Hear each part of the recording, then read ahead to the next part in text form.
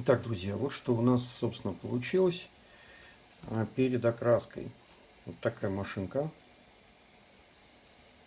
Я уменьшил толщину крыльев везде, спереди, сзади. Они были ужасно толстые. Вот. Ну, пожалуй, наверное, и все. Больше вроде как никаких дополнений особых нет. То есть я, в принципе, собрал это все из коробки. Пока не поставил передние фары.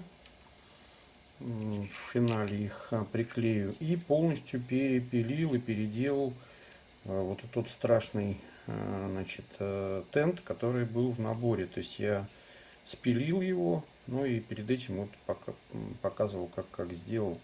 Наклеил скотчик тонкий, сделал как бы имитацию дуг и наклеил новый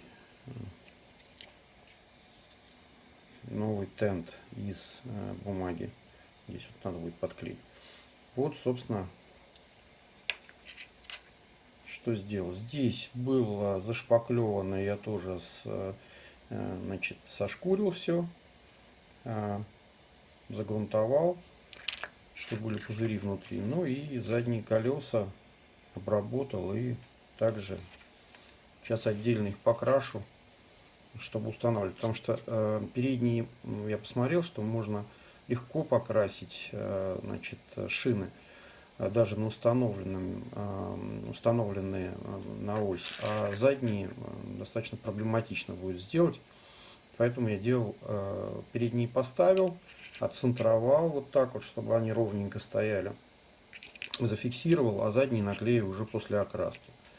Ну и тент на кузов будет сниматься. Здесь единственное, что еще вот в этом месте, вот здесь вот есть такие, скажем, палочки, да, это будет тоже установлено в финале, потому что нужно будет примерять, то есть я приклею вначале тент к машинке, уже окрашенный, к окрашенной машинке приклею окрашенный тент, потом уже подгоню вот эти детальки и их вручную окрашу, из пластика их сделаю, такие стоечки. Итак, друзья, вот что у меня, в принципе, в конце получилось. Вот такая вот машинка.